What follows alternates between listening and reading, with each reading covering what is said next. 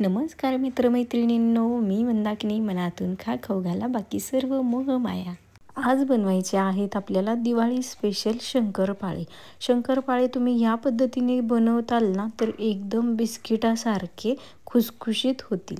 त्यासाठी ना एक वाटी घ्यायची आणि त्याच वाटीने एक वाटी पाणी आणि त्याच वाटीने आपल्याला साखर घ्यायची आहे. आता हे दोन्ही पण आपल्याला गॅसवर ठेवायचं आहे, उकळून घ्यायचं नाही आहे, फक्त आपल्याला साखर विरघळून घ्यायची आहे. आता त्याच वाटीने आपल्याला ह्याच्यामध्ये टाकायचं आहे गावरान तूप.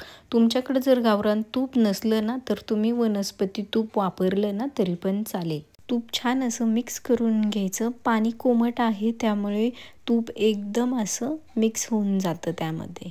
आता त्याच पाण्यात टाकायचं थोडंसं चवीपुरतं मीठ आणि छान असं मिक्स करून घ्यायचं. त्याच वाटीने आपल्याला मैदा घ्यायचा आहे. मैदा इथं मी बरोबर 5 वाट्या घेतलेल्या आहे. आता ह्या 2 वाट्या झाल्या. आता ही तिसरी वाटी आहे मैद्याची आणि ही आहे चौथी आणि ही आहे 5वी म्हणजेच शेवटची. आता ह्या मैद्यामध्ये काय करायचं, जे आपण गरम पाणी गोड केलेलं आहे ना ते थोडं थोडं टाकून ना छान मिक्स करून घ्यायचं आहे. मी पीठ मळताना ना अजिबात दुसरं पाणी घेतलेलं नाही आहे बरं का. ह्याच गोड पाण्याने पूर्ण पीठ मळून घेतलेलं आहे. थोडं थोडं पाणी टाकून ना छान असा उंडा करून घ्यायचा. 5 वाट्या मैद्यासाठी ना एवढं पाणी एकदम बरोबर आहे. एवढं पीठ ना बरोबर त्याच्यामध्ये मळलं जातं. मी कोणतंच दुसरं पाणी घेतलेलं नाही आहे इथं. आणि आपण कणिक मळतो ना तशी अजिबात मळायचं नाही आहे हे पीठ. एकदम हाबडोबड मळायचं आणि छानपैकी 20 ते 25 मिनटं ना याला झाकून ठेवायचं. आणि तयार झालेलं आहे आपलं 25 मिनिटांनी शंकरपाळ्याचं पीठ भिजून तयार आहे.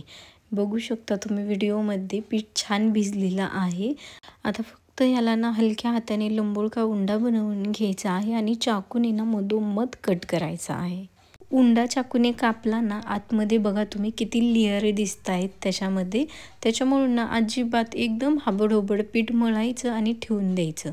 आणि पिठाचा ना गोल असा उंडा अजिबात बनवायचा प्रयत्न करायचा नाही आहे. त्याच जागेवर त्याला दाबायचा आणि गोलाकार द्यायचा आणि जाडसर असा लाटून घ्यायचा.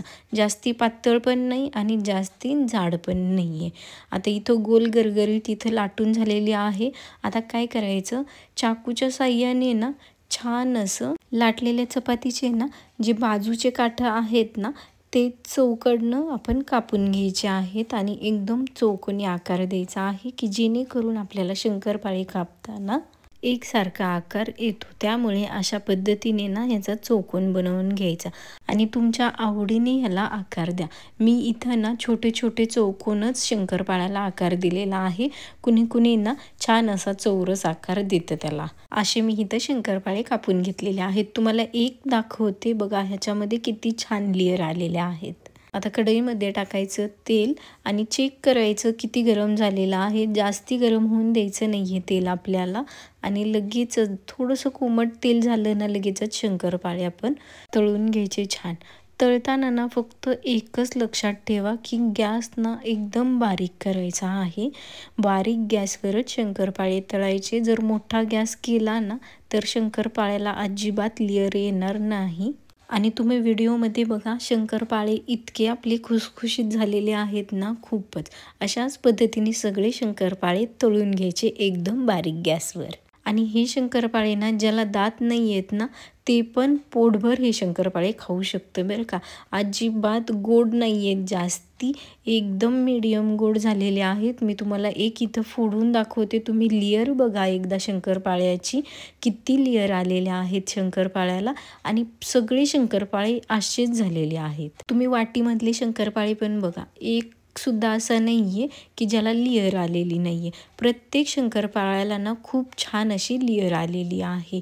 जर तुम्हाला ही शंकरपाळ्याची रेसिपी आवडली असली ना, तुम्हाला जर ही बिस्किटासारखी शंकरपाळ्याची रेसिपी आवडली असली तर नक्की शेअर करा.